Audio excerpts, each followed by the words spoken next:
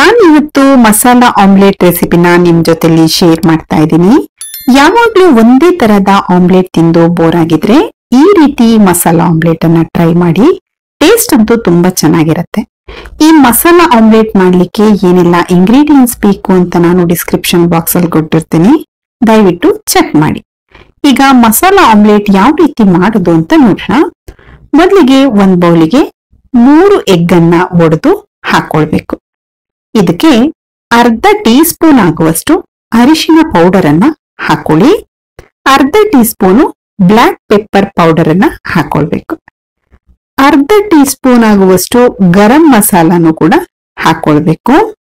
ಅರ್ಧ tea spoon ಆಗುವಷ್ಟು Maggi masala powder ಏನ್ ಬರುತ್ತಲ್ಲ ಅದನ್ನ ಹಾಕೊಂಡಿದೀನಿ.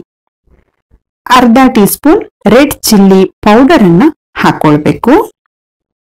ರುಚಿಗೆ ಸಾಲ್ಟ್ ಅನ್ನ ಹಾಕೊಳ್ಬೇಕು. ಅರ್ಧ ಟೀ ಸ್ಪೂನ್ ಆಗುವಷ್ಟು ಶುಂಠಿ ಬೆಳ್ಳುಳ್ಳಿ ಪೇಸ್ಟ್ ಅನ್ನ ಹಾಕೊಂಡಿದೀನಿ. ಒಂದು ಗ್ರೀನ್ ಚಿಲ್ಲಿನ ಸಣ್ಣಗೆ ಚಾಪ್ ಮಾಡಿ ಹಾಕೊಳ್ಬೇಕು. ಒಂದು ಬಿಗ್ ಸೈಜ್ ಆನಿಯನ್ ಸಣ್ಣಗೆ ಚಾಪ್ ಮಾಡಿ ಹಾಕೊಳ್ಬೇಕು. ಸ್ಮಾಲ್ ಸೈಜ್ ಆನಿಯನ್ ಆದ್ರೆ 2 ಆನಿಯನ್ ಹಾಕೊಳ್ಳಿ. ನಾನಿಲ್ಲಿ ಒಂದು ಬಿಗ್ ಸೈಜ್ ಆನಿಯನ್ ತಗೊಂಡಿದ್ದೀನಿ. ಈಗ ಎಲ್ಲದನ್ನು ಚೆನ್ನಾಗಿ ಮಿಕ್ಸ್ ಮಾಡ್ಕೊಳ್ಬೇಕು.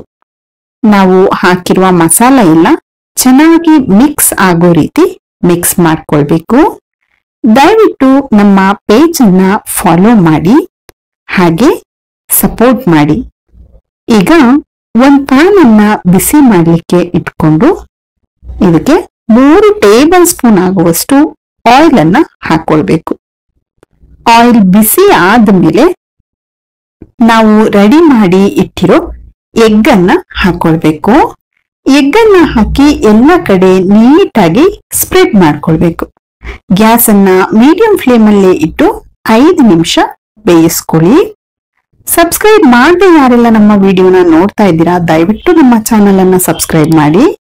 ಆಮ್ಲೆಟ್ ಅನ್ನ ತಿರ್ಸಿ ಹಾಕಿ 1 ನಿಮಿಷ ಕುಕ್ ಮಾಡ್ಕೊಂಡ್ರೆ ರುಚಿಯಾದ ಮಸಾಲಾ ಆಮ್ಲೆಟ್ ರೆಡಿ ಆಗತ್ತೆ.